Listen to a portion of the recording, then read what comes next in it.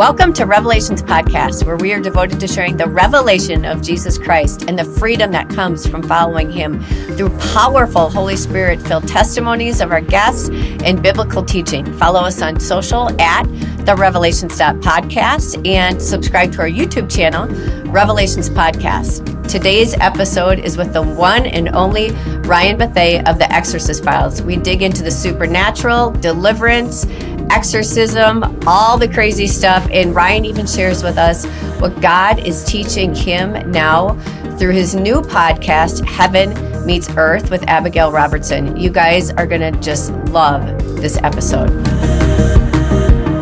Welcome back to Revelations Podcast, and today we are going to have a wild ride. Ryan Bethea is with us, and he is the creator, host, and producer of the Exorcist Files and co-host of the new podcast, Heaven Meets Earth with Abigail Robertson, where they cover real stories of God at work with influential Christian leaders.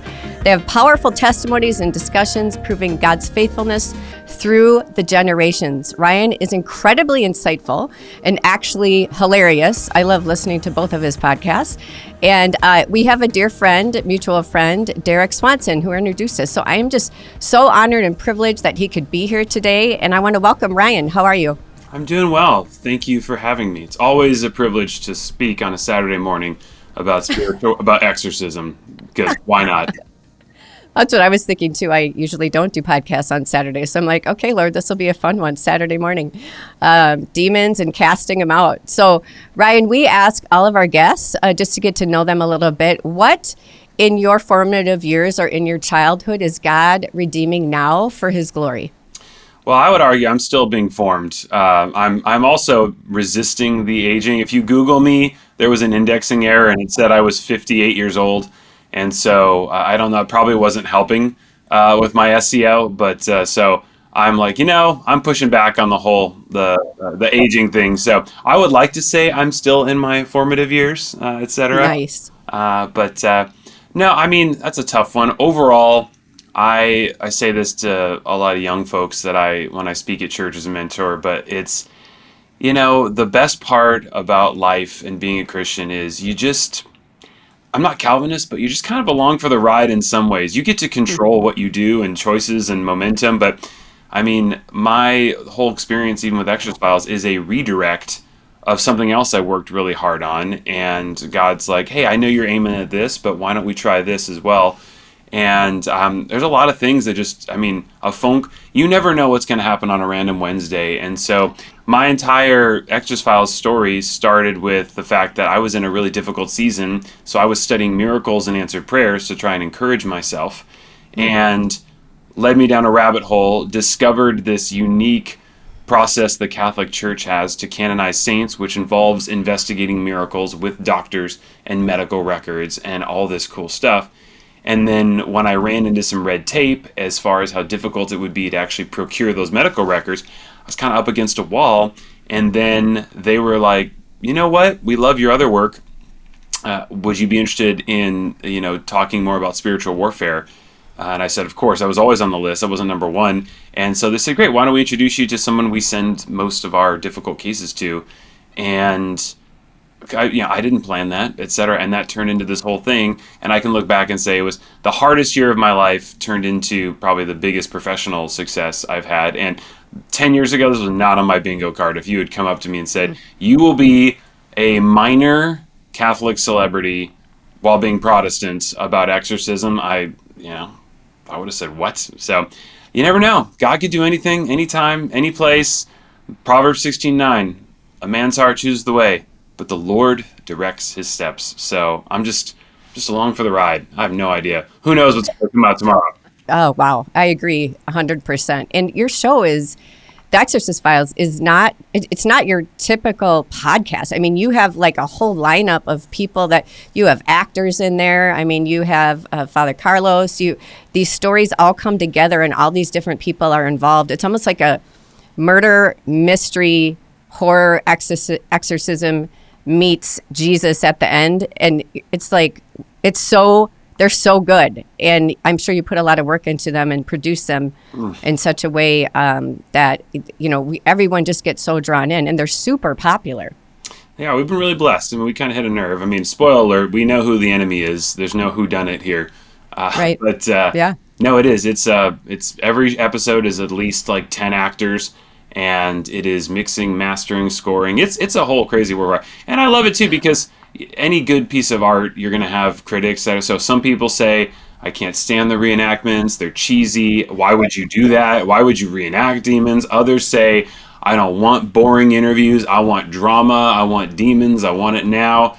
And I just love it. You just can't please everyone, and that's beauty. So we do elicit strong reactions. Everything from I can't believe how stupid it is that these people would reenact famous exorcism stories to the other end, which is this is amazing. Some people who will never sit through a sermon will listen to this and walk out and go, I'm not still sold on God, but I've heard enough evidence now.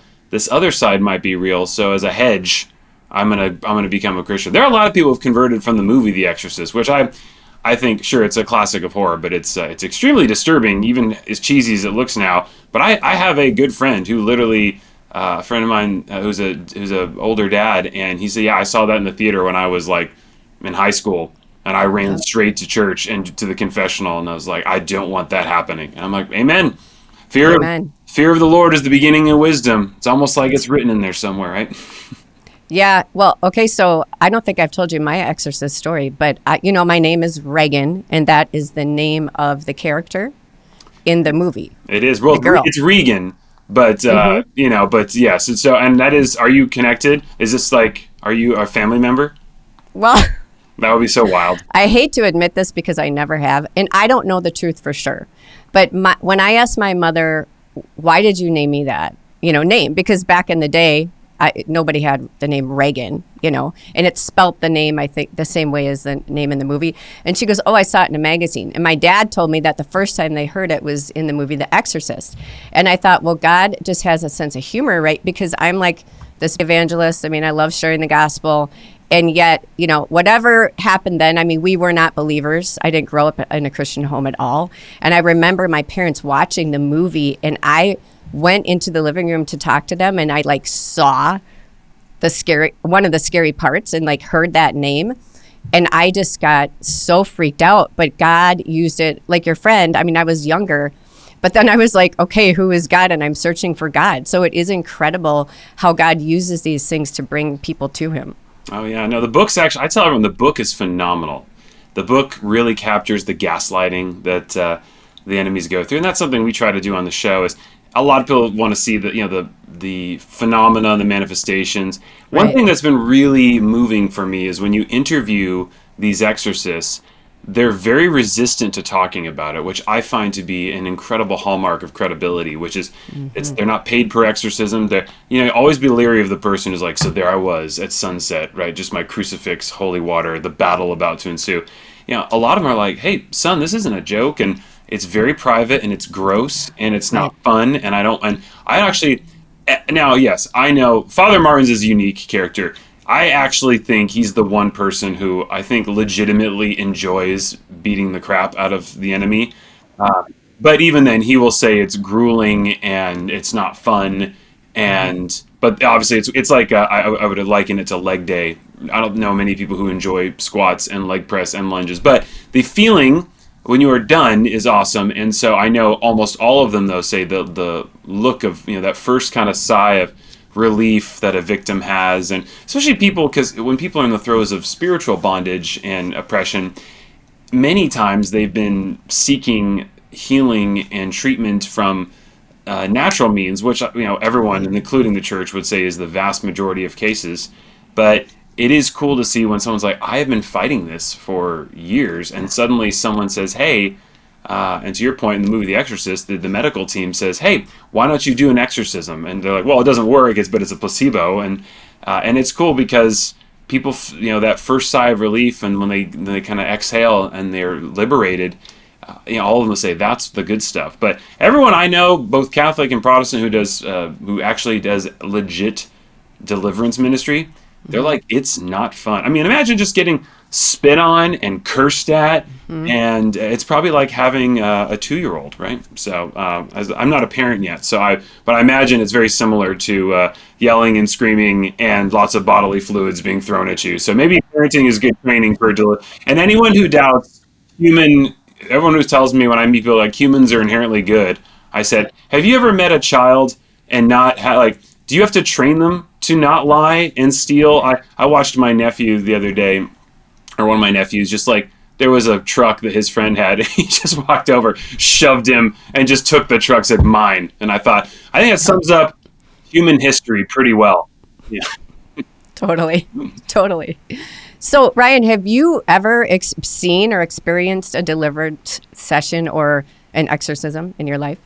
I've not seen an exorcism, by that meaning the Catholic actual formal rite, but I have seen a couple times, and one in particular, I was witness to a colleague of mine who had a overt manifestation years before I did the show, and it was in the context of a ministry setting, and it was totally unexpected, and it was wild and different, and the voice changed a little bit. Now, one thing that I do think happens a lot is that anytime heaven kind of invades earth, usually there is plausible deniability. I think, I don't know if this is scriptural, but I would say that God usually leaves room for faith, right? Most of these miracles and things we document, sure, it could be a coincidence, right? And if you were a psychologist and you were in the room from the thing I saw, you would not point to anything that violated natural law. It wasn't someone throwing people across the room. No one's climbing the ceiling.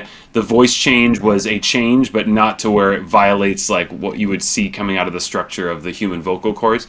But you also go, what are the odds? Like, this person has no history of this, doesn't want to do this, right? Says the most bizarre things, right? And then we see afterwards, the old proverb, wisdom is proven right by her children. And then after this session, right, everything is better for them in that particular area. So at some point you get to run the numbers. You say, sure, maybe it was coincidence, maybe it was not. And it was a really bizarre thing. And I'm thankful I got to witness it. It was really strange, and it was very rare. And I think in the West, it tends to be a lot more, as I've matured, hopefully in my faith, I've gotten a little better, I think, at recognizing the sort of overt assaults of the enemy. And it's hard because we have a world, the Christian theology teaches that the world is also against us, right? And so, and you've got your own personal problems, right? Not everything's the enemy. You got a broken psyche, that this fragile ego that is constantly seeking validation from the wrong things. And so you mix up human bad decision making, a hostile culture to Christian values, and an actual personified enemy. I joke sometimes too. It's like there's two angels for every demon, as tradition holds, but Satan has the benefit of the fact that he has the allies of the world and our bad decisions. I think most human problems are caused by just terrible decisions, and I'm plenty capable of getting in trouble myself without the need of that. But you recognize. In the West, I do think a lot of it is you recognize, we all hear voices in our head. We all know condemning voices. We all know, I think, and it's hard to separate, but when you have those thoughts that seem to come out of nowhere, and road rage, and you think like, wow, I just had a really violent thought towards that person who cut me off. And of course, it's something you would never act on or whatever. And secular science might say that's just, a normal instinctive reaction. But, it's like, man, we all know, and we can kind of, as we mature, we can detect those thoughts and ideas that seem laced with disproportionate malice, and also sowing discord. When you have colleagues and you find you're getting frustrated and you hear that voice, like, yeah, they always do that, right? There's this amplification that I've started to notice, I think, which is the initial thought, I think, is usually like my broken psyche, but then it's the amplifying. It's they always do this, right? You do deserve more than this, right? Or, oh my gosh, this will never work. It's the kind of thematic, like icing on the cake, that I think is usually the hallmark signs of the enemy. But then you contrast that. I have a lot of friends who do ministry in other parts of the world, and there it's just very overt. It's like Jesus is famous because he's the spiritual doctor that beats out the other witch doctor, and that makes more sense. In the West, it seems like the greatest trick the devil pulled was convincing us he didn't exist. Right, totally. Yeah, I've been privileged to be a part of a couple of them, and it is cool though, because like as you're realizing you're able to see the enemy for who he is in your life. And yeah, there can just be a subtle change of voice and you're like, ooh, that wasn't that person, but the freedom that Christ gives people through true deliverance is one of the most beautiful things I've ever been able to experience in my life. And so I'm really grateful for it. And I'm grateful that you are digging into it on the Catholic side too, because I think as Protestants, we're just like, oh, that's just Catholic. Like, that's kind of weird. And I'm like, well, we're doing some of the same things. It just maybe looks a little different, but it seems like there's the same result, which is really beautiful. Oh, thank you. It's something I always find interesting too, because, this topic has kind of been, I don't know, it's probably not intentional, but it just somehow we stopped talking about this a lot in Christianity. And, one of the missions, and he spent a lot of time doing spiritual warfare, but, 1 John 3:8, which was this, for this reason, the Son of God was revealed. That's right. To abolish the works of the devil. And so Paul's constantly reminding us, hey, you have an adversary, don't be scared, but be alert.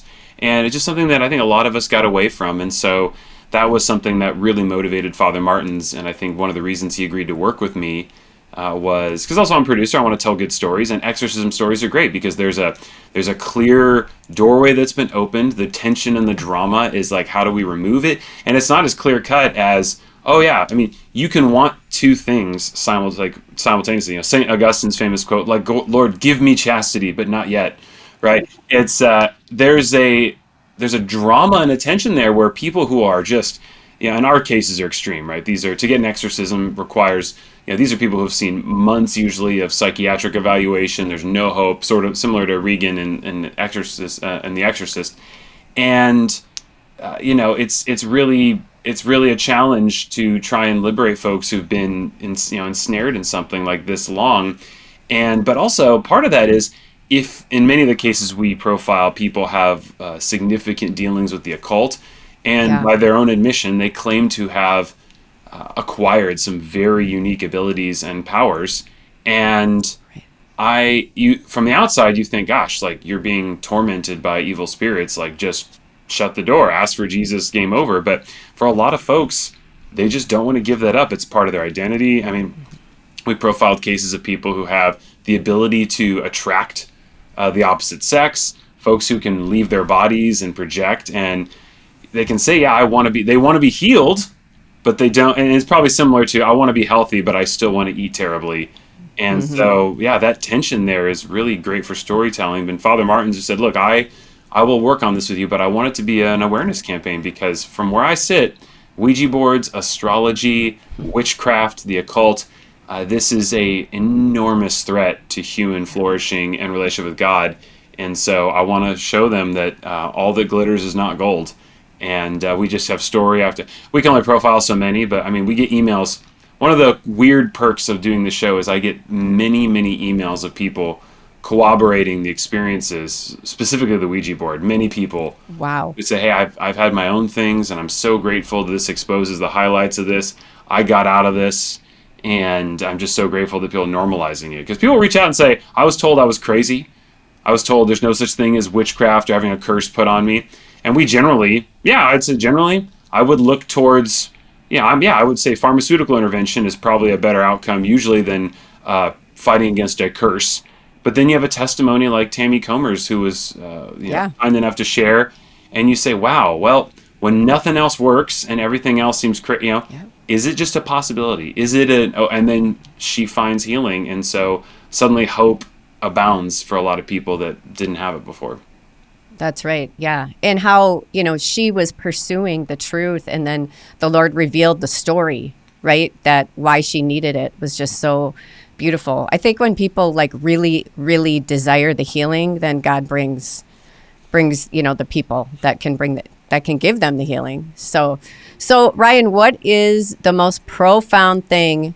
Everyone's like super into spiritual warfare right now. They're really into the supernatural, and you're doing this all the time with both podcasts. So what's the most profound thing God has taught you through this experience? I would give a shout out to my co-host Abby, and obviously her lineage being Pat Robertson's granddaughter. There is a spirit-led forward gene there that I did not have. And I would say I was sort of raised in a more kind of frozen, chosen, high church, less spiritual gift tradition, and then got exposed to sort of the charismaniacs and saw a lot of abuse. And again, I would be the first to say, like, you can abuse anything and it doesn't negate the ultimate truth of it. Scripture gets abused all the time. Government gets abused. I still want government. So just because something can be misused doesn't negate it entirely, right? But Right.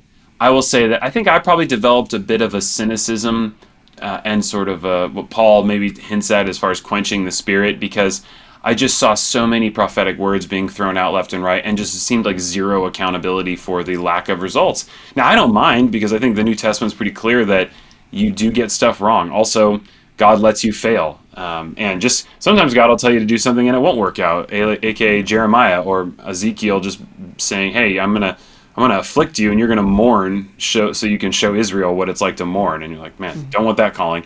And so I'll be the first to say I'm totally fine with that. But I saw so much misuse in the charismatic movement, and that doesn't negate though the genuine healings and the genuine words, etc. And so when I met Abby and we started working on the show, and then you can't interview all these people and not see the themes that connect all their stories, which is one, miracles happen. They're real, things happen, and you can choose in 99 cases. Yeah, it's not there's no definitive proof. People say, "I want the definitive proof scientifically." It's like, no, there's just, you can choose. Say, I needed someone to say this word to me, and someone who has no idea what's happening emails me that word. You say, okay, that could be coincidence, of course, but you get to pick.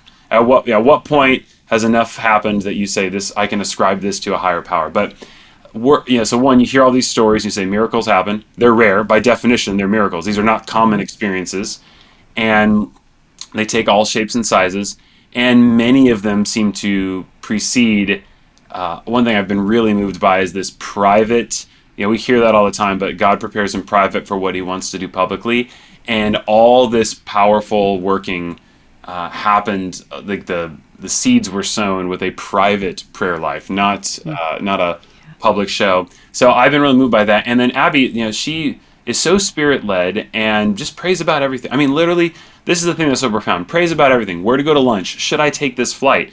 And I said, why do you pray about which flight to take? And not because I'm against it, but just like it wouldn't occur to me. She goes, well, what if God wants me to sit next to someone in particular and I have an encouraging word for them? And I thought, oh, wow, that is a good reason. Or where to go to lunch? Carlos Whitaker said, yeah, what if God just wants me to bump into someone? And there's something. And so it doesn't mean you live your life like a drone and you're with like orders to do whatever, but it's that posture. And so Abby starts every morning, she kisses her husband and leaves and goes to a private space and just says, Lord, first thing, before anything, before coffee, and just says, Lord, and she's got 3 kids. It's like, Lord, I'm a blank check. What do you want to do today?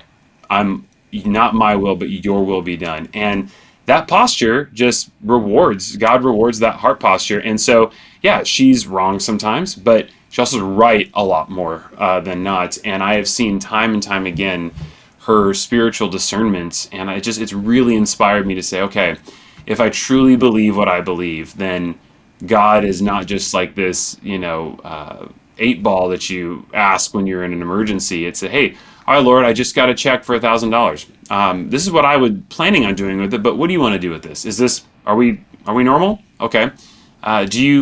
Oh man, I got a great job. I got a great client offer. Their values aligned. They're fantastic. It's a big contract. Should I do this? Everything normally, it's why not, right? But oh wait, right. Is this a distraction from something else you have me, right? And so, learning to submit every single decision has just been it's a challenge, but because also he might see there's a lot of great things that he's like, nah, not right now.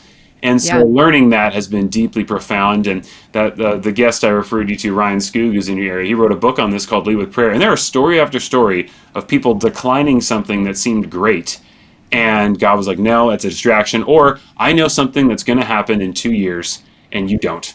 And so that has been so cool to work to hear these guest stories of that, and I'm like, I've been blown away. So I was like, no, Lord, I'm sorry. I've been kind of quenching the spirit a little bit, so I'm going to try and do my best to submit every single decision. And I'll be the first to say, you don't always get an answer, right? There's many times I think the silence, quote, is God saying, you pick. It's you're great. But I love that you asked me. Thank you. That's wisdom, what you just said right there. That's amazing. And I enjoy listening to you and Abby so much. You're such a great team. And it's at the Museum of the Bible. And so your studio is gorgeous. And how did that come about? It's only been out for like a couple weeks, months, and it's absolutely stunning. Was this your vision, or how did this happen?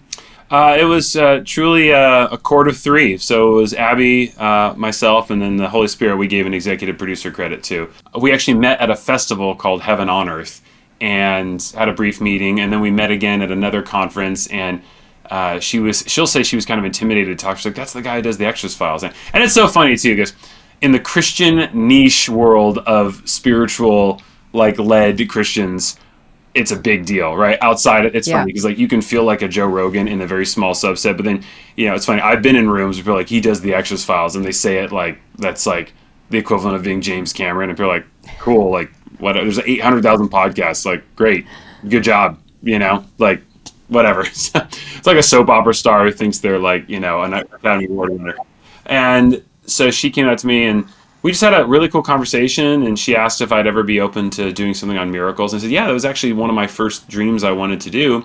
CBN 700 Club's got all these crazy cool testimonies of miracles. And so it led to months and months of discussions and praying and dreaming. And finally, CBN was like, yeah, let's take a shot with this. And so they partnered with Museum of the Bible. They built us that studio. And we formally launched a month ago, and it's been fantastic. We're having fantastic growth, some of the best metrics I've seen on a show, and it's cool too because as much as I love the Exorcist Files, like this is a whole different arena that I can be a little more open. We're having people from all denominations come on to talk about miracles.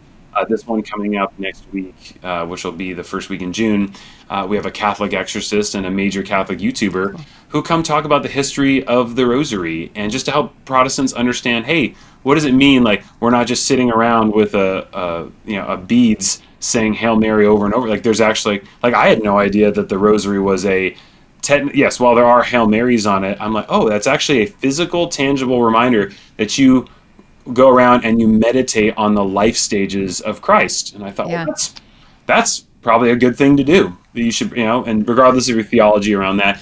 And then a Catholic exorcist who talks about discernment of spirits and how do you know if something is demonic versus just bad circumstances. So that was really beautiful, and I just love those conversations that are happening right now. And so very, very blessed to get to do this. And yeah, I'm so honored that CBN decided that they wanted to take a shot on this, and we just want to encourage people that obviously this is the tension that's really tough when you get into kind of the charismatic and spiritual led, and maybe God does this intentionally where he leaves verses in there that seem to deliberately contradict each other, right? Which is like, work out your salvation with fear and trembling, ask God, pray without ceasing, intercede, ask multiple times, Luke 11, Luke 18. And then, on the other hand, he already knows what you're going to say.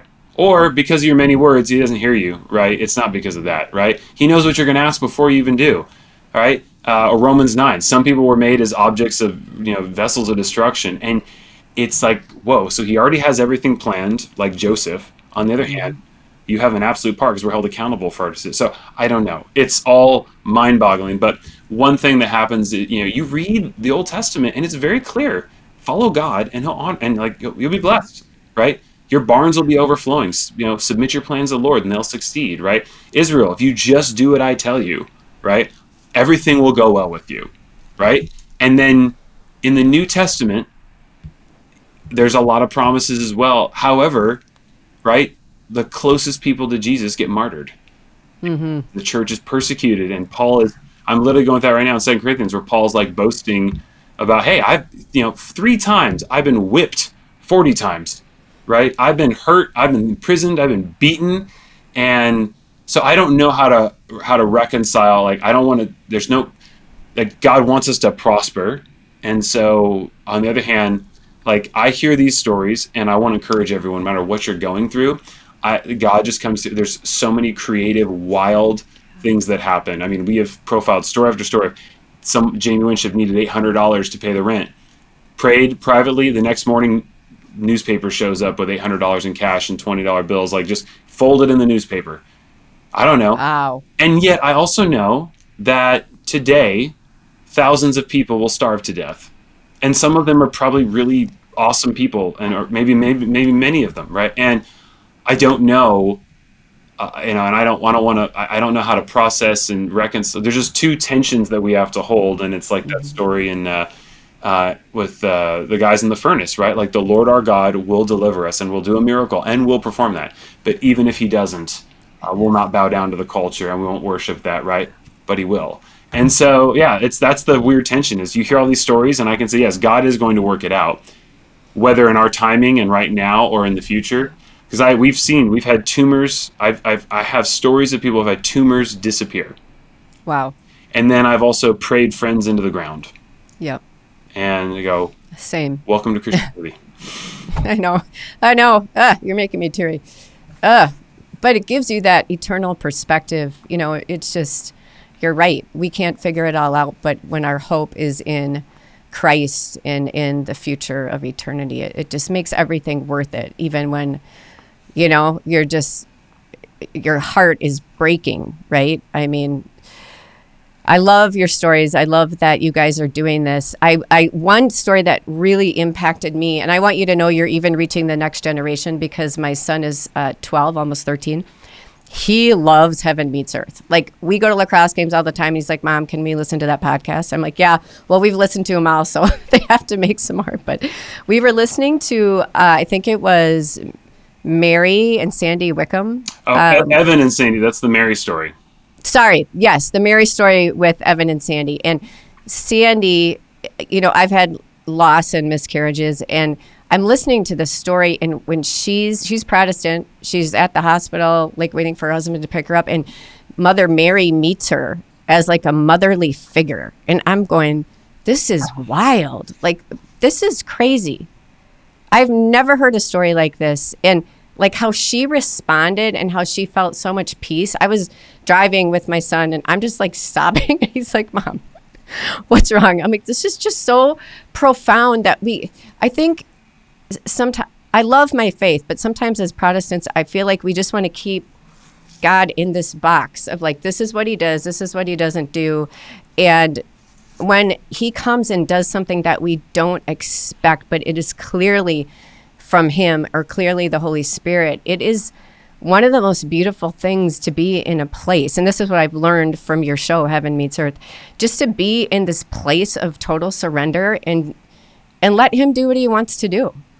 Absolutely. That story is beautiful. And, you know, for your listeners who haven't heard that one, you should go check it out. Yeah. Heaven Meets Earth, available wherever you get your podcasts. But that one is essentially, she had to make a choice, or they had to make a choice. She was dying and bleeding out, and the fetus was very healthy, and they're at a Catholic hospital. And this is one of the true cases where they said, hey, Evan, you guys need to decide, you need to remove the fetus because Sandy will die if you don't. She's losing so much blood. And they're like, I'm not going to make that order. Like, no. And they just begged God, please, right? And the beautiful part of that story is, you know, not only Mary comforting her, but the baby passed naturally, which is so wild, so that she didn't have to do it. And it's a crazy story. I wouldn't wish it on anyone. It's during COVID. She's locked on her own. But, you know, what's crazy is I had another friend who's a Protestant who had a son have some major issues in the hospital dealing with meningitis.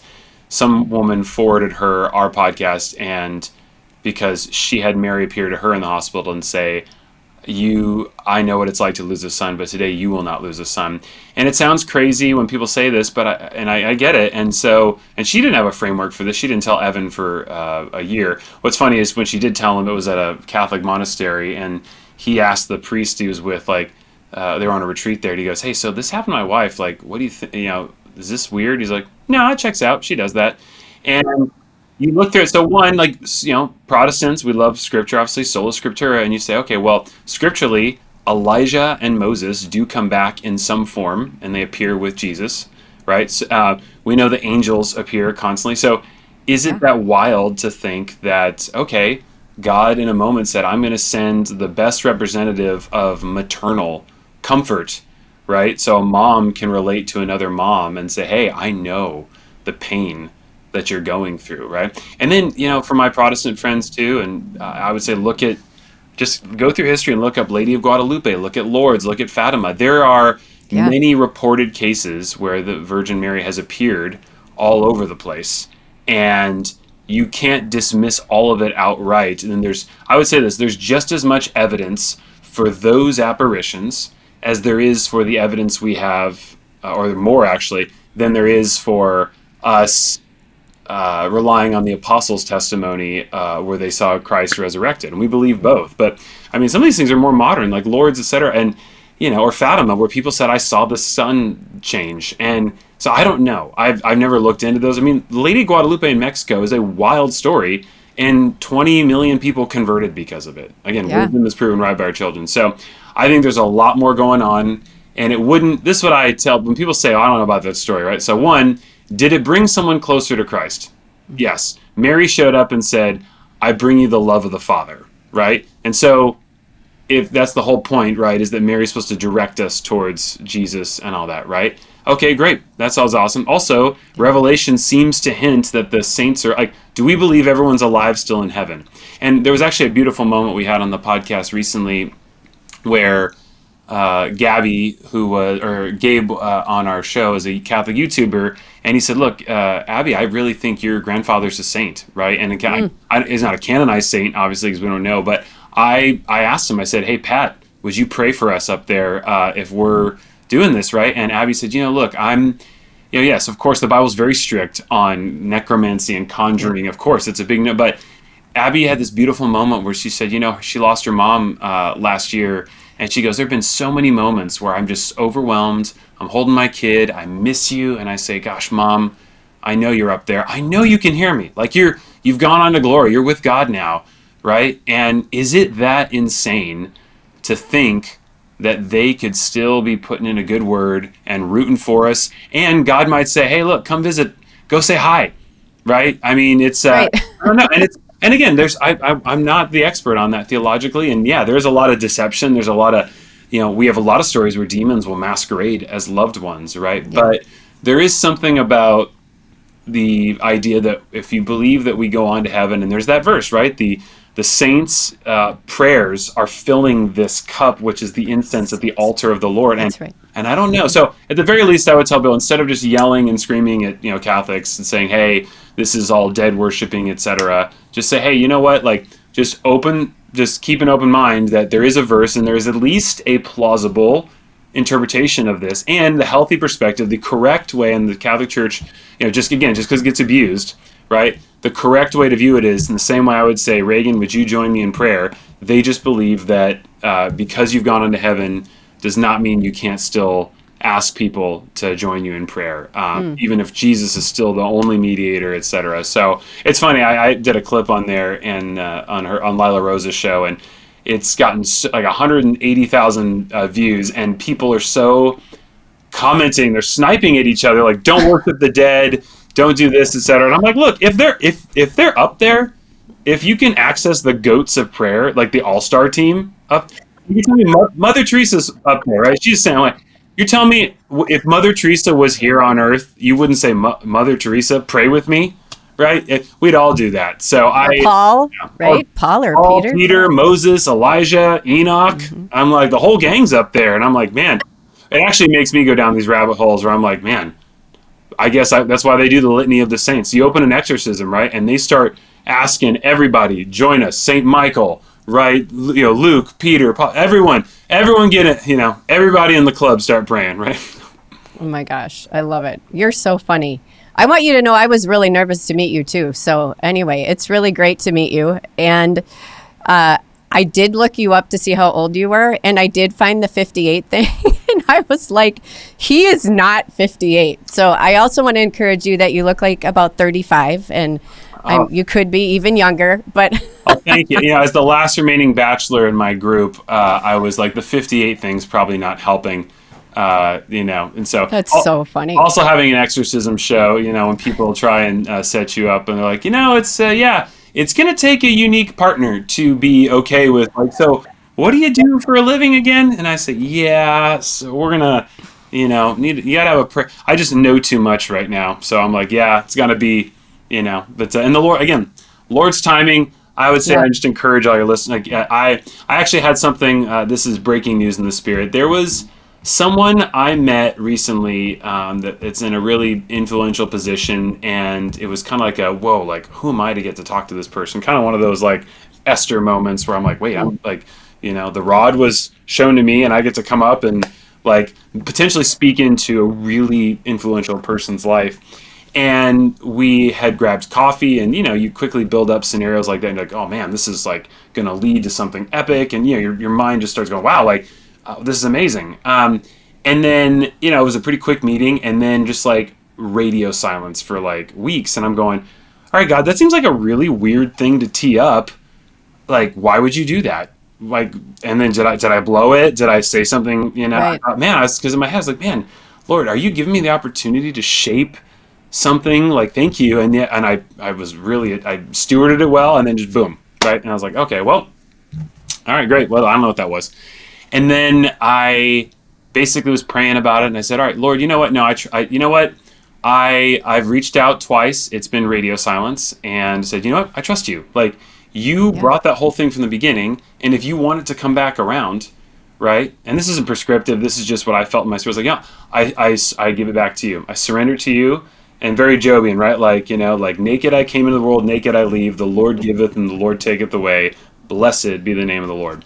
And, another week goes by. And then, of course, you start, sometimes you forget those little deals you make God. And you're like, well, maybe I should talk to the person who introduced us and find out. Oh, I should just find out if there's like, maybe I did. That's a fine thing. Like, did I, like, did I say something offensive? Because when you do ministry, sometimes, you can rub people the wrong way, and et cetera. Yeah. And I thought maybe you just never know, right? Yeah. And also, I mean, that's me. I have a proud history of rubbing people the wrong way. And I thought, man, not everyone finds my jokes funny. And so I thought maybe, all right. So, and I was typing the text message, and I said, you know what? No, this is me trying to control it. This is what this is. And this is something to like learn. Like, you can catch yourself.